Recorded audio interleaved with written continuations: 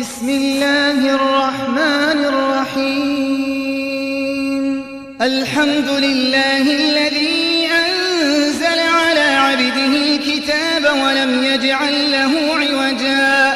قيما لينذر بأسا شديدا من لدنه ويبشر المؤمنين الذين يعملون الصالحات أن لهم أجرا حسنا ماكثين فيه أبدا وينذر الذين قالوا اتخذ الله ولدا ما لهم به من علم ولا لآبائهم كبرت كلمة تخرج من أفواههم إن يقولون إلا كذبا فلعلك باخع نفسك على آثارهم إن لم يؤمنوا بهذا الحديث أسفا إنا جعلنا ما على الأرض زينة لها لنبلوهم أيهم أحسن عملا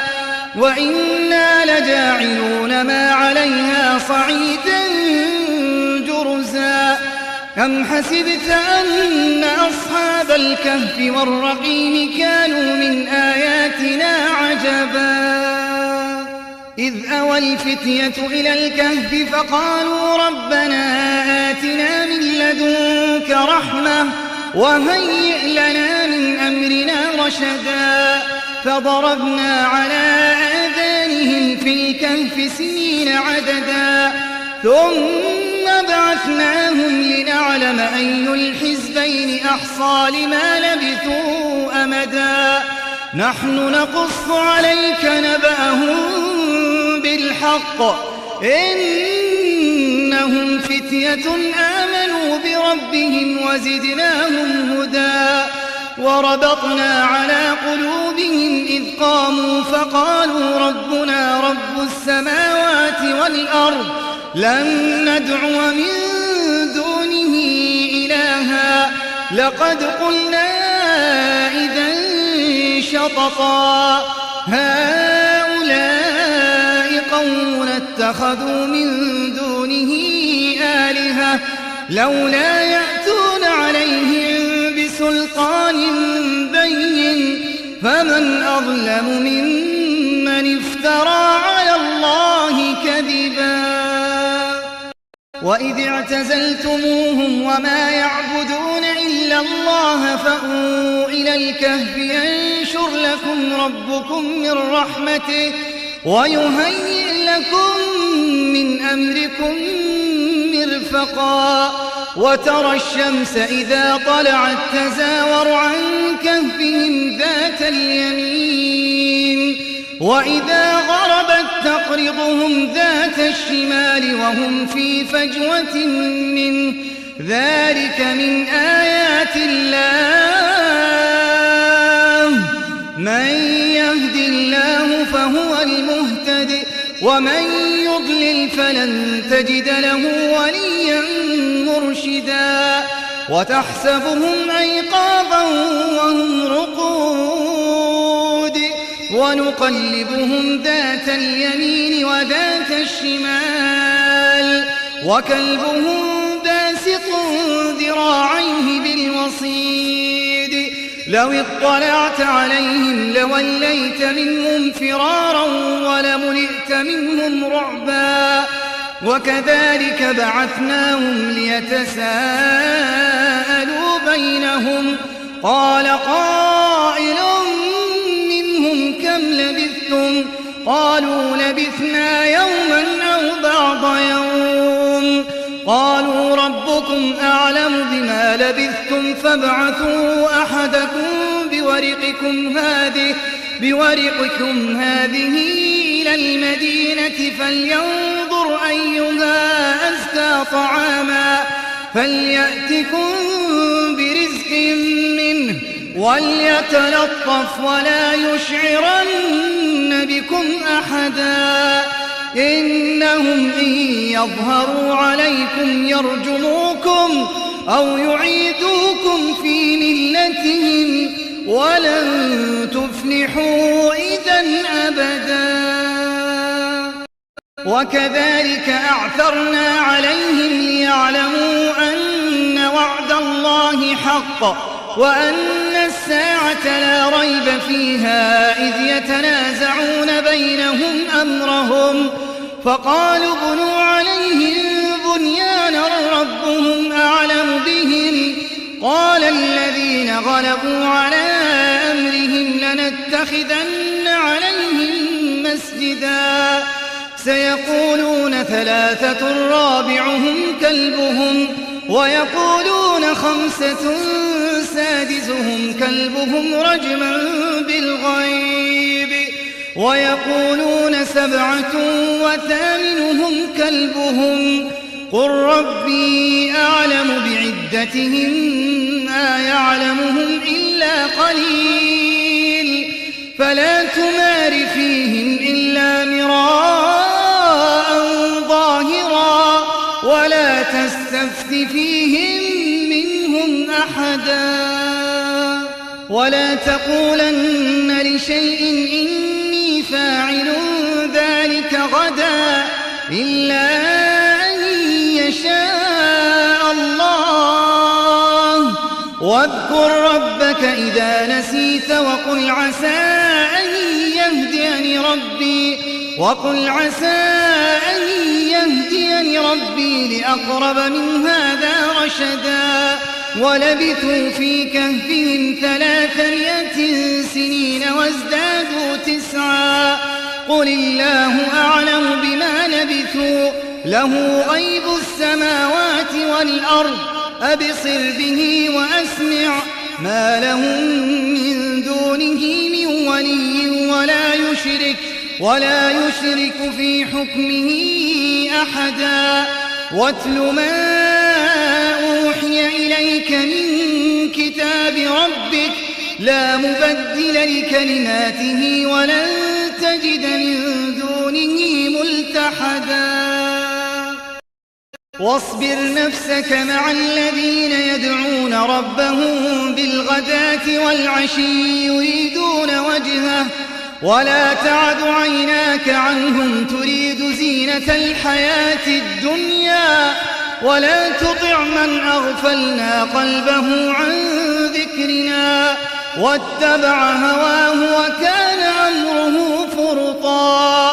وقل الحق من ربكم فمن شاء فليؤمن ومن شاء فليكفر إنا أعتدنا للظالمين نارا أحاط بهم سرادقها وإن يستغيثوا يغاثوا بماء كالمهل يشوي الوجوه بئس الشراب وساءت مرتفقا إن الذين آمنوا وعملوا الصالحات إنا لا نضيع أجر من أحسن عملا أولئك لهم جنات عدن تجري من تحتهم الأنهار يحلون فيها من أساور من ذهب ويلبسون ثيابا خضرا من سندس واستبرق متكئين فيها على الأرائك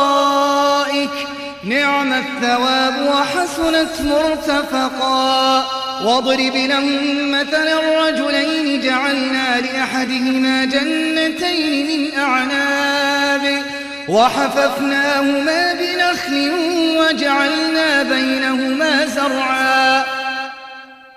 كلتا الجنتين آتت أكلها ولم تظلم منه شيئا وفجرنا خلالهما نهرا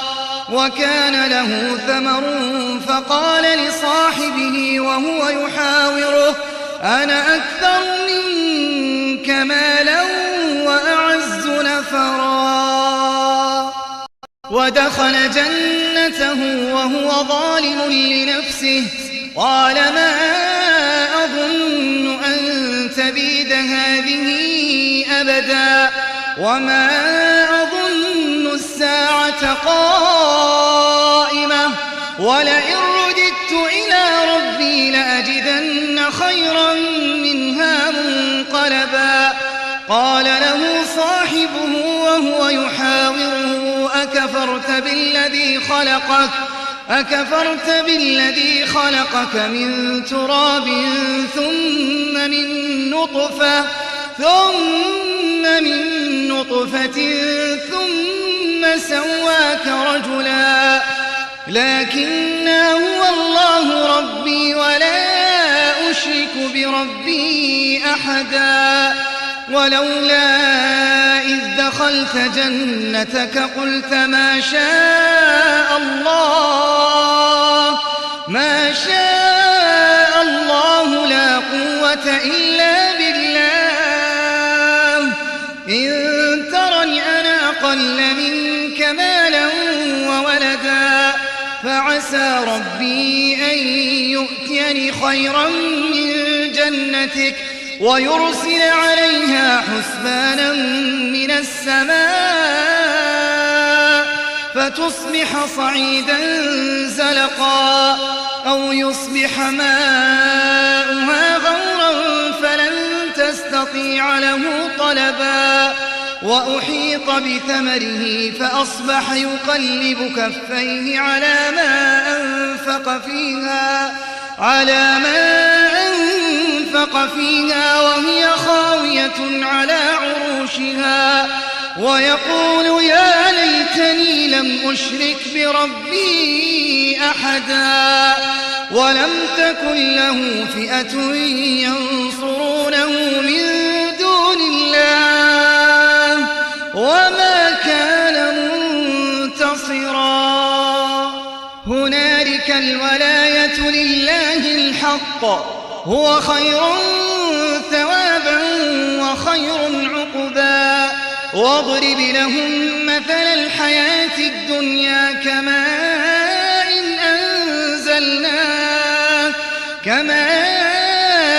أنزلناه من السماء فاختلط به نبات الأرض فأصبح هشيما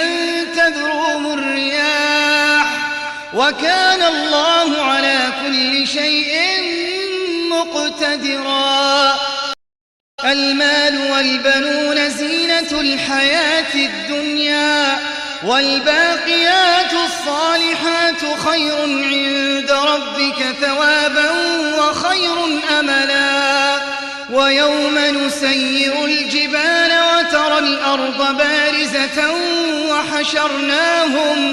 وحشرناهم فلم نغادر منهم أحدا وعرضوا على ربك صفا لقد جئتمونا كما خلقناكم أول مرة بل زعمتم أن لن نجعل لكم موعدا ووضع الكتاب فترى المجرمين مشفقين مما فيه ويقولون يا ويلتنا ما لهذا الكتاب لا يغادر صغيرة ولا كبيرة إلا أحصاها ووجدوا ما عملوا حاضرا ولا يظلم ربك أحدا وإذ قلنا للملائكة اسجدوا لآدم فسجدوا إلا إبليس كان من الجن ففسق عن أمر ربه أفتتخذونه وذريته أولياء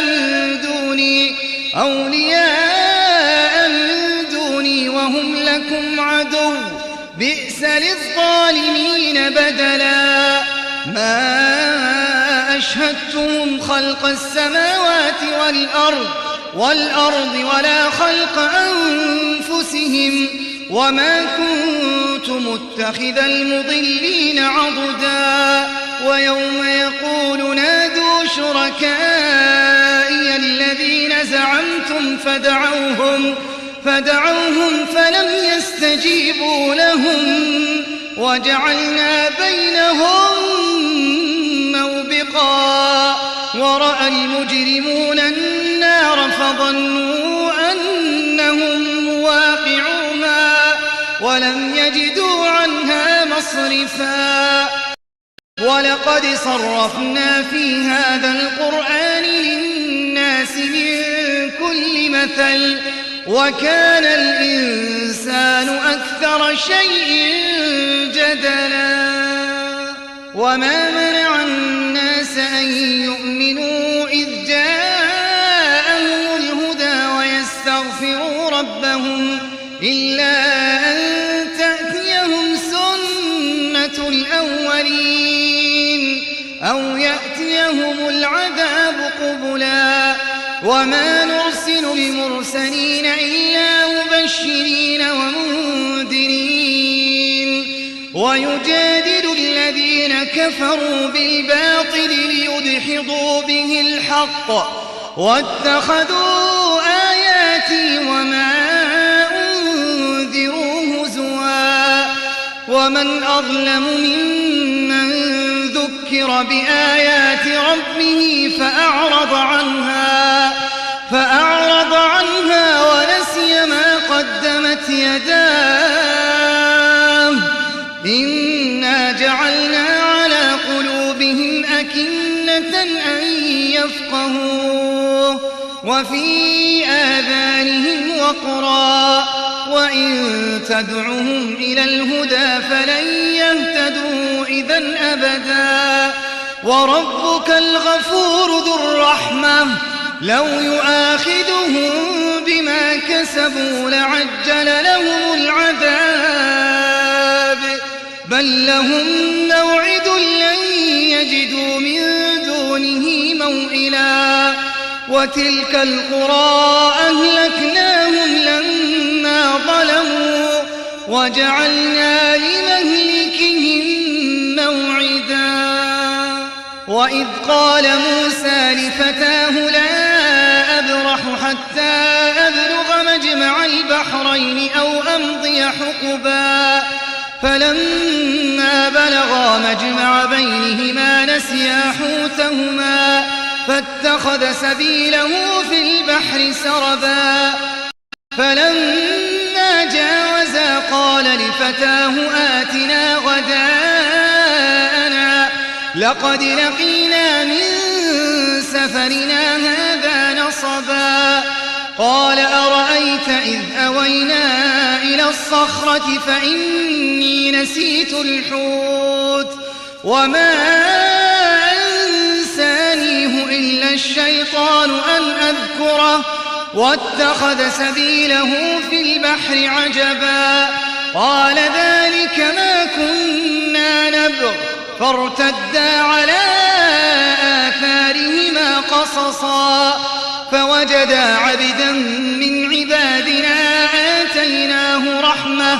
آتيناه رحمة من عندنا وعلمناه من لدنا علما قال له موسى هل أتبعك على أن تعلمني مما علمت رشدا قال إنك لن تستطيع معي صبرا وكيف تصبر على ما لم تحط به خبرا قال ستجدني إن شاء الله صابرا ولا أعصي لك أمرا قال فإن اتبعتني فلا تسألني عن شيء حتى أحدث لك منه ذكرا فانطلقا حتى إذا ركبا في السفينة خرقها قال أخرقتها لتغرق أهلها لقد جئت شيئا إمرا قال ألم أقل إنك لن تستطيع معي صبرا قال لا تؤاخذني بما نسيت ولا ترهقني من أمري عسرا فانطلقا حتى إذا لقيا غلاما فقتله قال أقتلت نفسا زكية بغير نفس لقد جئت شيئا نكرا قال ألم أقل لك إنك لن تستطيع معي صبرا قال إن سألتك عن شيء بعدها فلا تصاحبني قد بلغت من لدني عذرا فانطلقا حتى إذا أتيا أهل قرية استطعما أهلها فأبوا أن يضيفوهما فوجدا فيها جدارا يريد أن ينقض فأقامه قال لو شئت لاتخذت عليه أجرا قال هذا فراق بيني وبينك سأنبئك بتأويل ما لم تستطع عليه صبرا أما السفينة فكانت لمساكين يعملون في البحر فأردت أن أعيبها وكان وراءهم ملك يأخذ كل سفينة غصبا وأما الغلام فكان أبواه مؤمنين فخشينا أن يرهقهما طغيانا وكفرا فأردنا أن يبدلهما ربهما خيرا منه زكاة وأقرب رحما وأما الجدار فكان لغلامين يتيمين في المدينة وكان تحته كنز لهما وكان أبوهما صالحا فأراد ربك أن يبلغا أشدهما ويستخرجا كنزهما رحمة من ربك وما فعلته عن أمري ذلك تأويل ما لم تسطع عليه صبرا ويسألونك عن ذي القرنين قل سأتلو عليكم منه ذكرا إنا مكنا له في الأرض وآتيناه من كل شيء سببا فأتبع سببا حتى إذا بلغ مغرب الشمس وجدها تغرب في عين حمئة ووجد عندها قوما قلنا يا ذا القرنين إما أن تعذب وإما أن تتخذ فيهم حسنا قال أما من ظلم فسوف نعذبه ثم يرد إلى ربه فيعذبه عذابا نكرا وأما من آمن وعمل صالحا فله جزاء الحسنى وسنقول له من أمرنا يسرا ثم أتبع سببا حتى إذا بلغ مطلع الشمس وجدها تطلع على قوم لم نجعل لهم من دونها سترا كذلك وقد أحطنا بما لديه خبرا ثم أتبع سببا حتى إذا بلغ بين السدين وجد من دونهما قوما لا يكادون يفقهون قولا قالوا يا ذا القرنين إن يأجوج ومأجوج مفسدون في الأرض فهل نجعل لك خرجا على أن تجعل بيننا وبينهم سدا قال ما مكني فيه ربي خير فأعينوني بقوة أجعل بينكم وبينهم ردما آتوني زبر الحديد حتى إذا ساوى بين الصدفين قال انفخوا حتى إذا جعله نارا قال قال آتوني أفرغ عليه قطرا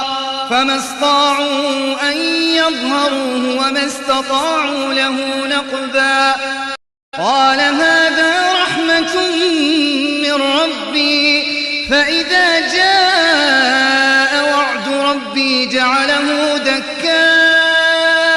وكان وعد ربي حقا وتركنا بعضهم يومئذ يموج في بعض ونفخ في الصور فجمعناهم جمعا وعرضنا جهنم يومئذ للكافرين عرضا